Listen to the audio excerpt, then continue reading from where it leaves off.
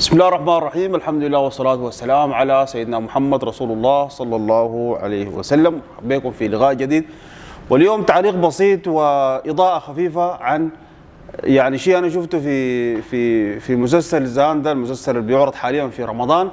إنه طبعا البطل زي ما معروف، زي ما موجود في السيناريو ونفذه، إنه مر بأزمات متلاحقة. يعني والده توفى، والدته توفت، دخل السجن ظلم، وكل المشاكل دي حصلت. المسلسل في البدايه بيعرض لنا انه الشاب ده علاقته بربنا، انه هو متدين، انه هو بيصلي الفجر في مسجد في جماعه، وانه هو دائما الدعاء لربنا في كل الازمات اللي لاحقته حصلت له، انه دائما بيلجأ الله سبحانه وتعالى. وده شيء طيب وده شيء حسن، وده المفترض كل الناس تعمله. الاشكال اللي وقع فيه الشاب ده انه حصل مرحله معينه من المشاكل والازمات،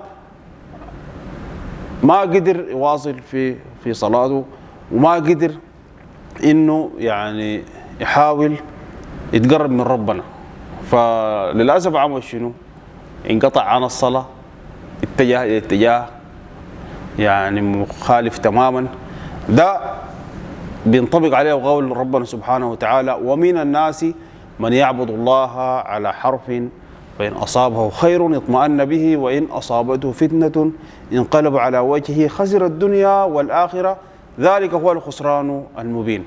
ومناسبة هذه الآيات وسبب نزول هذه الآيات أن هنالك بعض الأعراب يأتون إلى المدينة إلى سيدنا رسول الله صلى الله عليه وسلم يرغبون في الإسلام. فالحصل إنه الأعراب ديل بعد ما يجوا للمدينة ويعلنوا إسلامهم وبيرجعوا لقراهم وإلى مناطقهم اللي هم جو منها، بيشوفوا إذا أنجبت زوجاتهم ذكورا، وإذا زادت خيلهم وبقالهم، وقالوا والله هذا دين صالح، ويتمسكوا به ويرضوا به.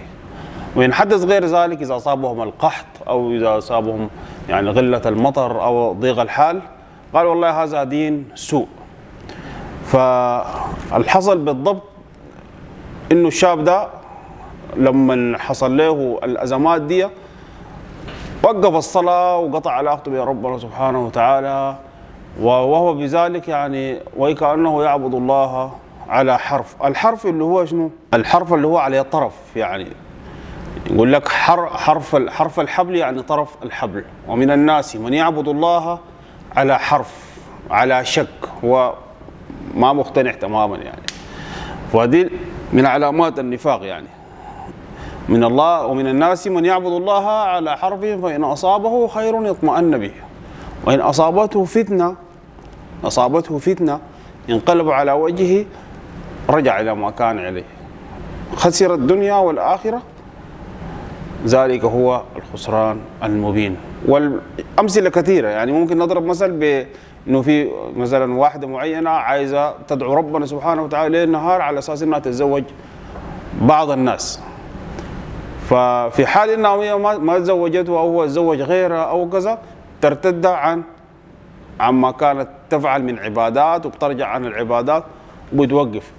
فدي خطورة. المسلسل هو ما عارف بدأ يصدر لنا فكرة إنه والله يا أخي هل العبادة دي مثلا في حالة إنه ربنا ما يستجيب لك، هل أنت توقف مثلا؟ أنت إذا حصلت لك أزمات، هل معنى كده ربنا بيتخلى عنك مثلا؟ وهو حقيقة الأمر إنه إذا كان واصل في عبادته، إذا كان واصل في قرب من ربنا، في الدعاء، في كان المفترض بيحصل شنو؟ والشيء الطبيعي إنه ربنا سبحانه وتعالى بينصره عاجلا أو آجلا. ولكن أبدا ما في مبرر لأن الواحد يتخلى عن الصلاة. ويقول لك أخطر ما قيل لتارك الصلاة ماذا رأيت من ربك حتى تكره لقاؤه. فالصلاة هي الأساس، الصلاة هي صلة الصلة بين العبد وربه. لما تقطعها أنت كده خلاص معنى كده زي اللي بتكره ربنا، ما عندها معنى غير كده. كما قال عليه الصلاة والسلام: بين الرجل والشرك ترك الصلاة. ويكفي تارك الصلاة اسما وذنبا إنه ما بين الشرك والكفر. تارك الصلاة إما مشرك أو كافر. هذا في في الفتاوى التي أصدرها جماهير العلماء.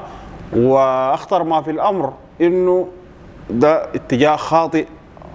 المسلسل ما كان مفترض يتعرض له. ليه؟ لأنه عمرها العبادة ما كانت يعني سبب في إنه الواحد تحصل له أزمات. عمره الأزمات والمشاكل ما كانت مبرر لأنه الواحد يتوقف عن العبادة. بالعكس، كل ما تحصل أزمات كل ما تلجأ لله سبحانه وتعالى. ولنا في ذلك يعني أسوة حسنة في من سبقونا. يعني حتى الكفار في حال إنه تصيبهم الأزمات ما بدعوا إلا الله سبحانه وتعالى، ما بدعوا إلا الله سبحانه وتعالى. نضرب مثال بالكلام ده.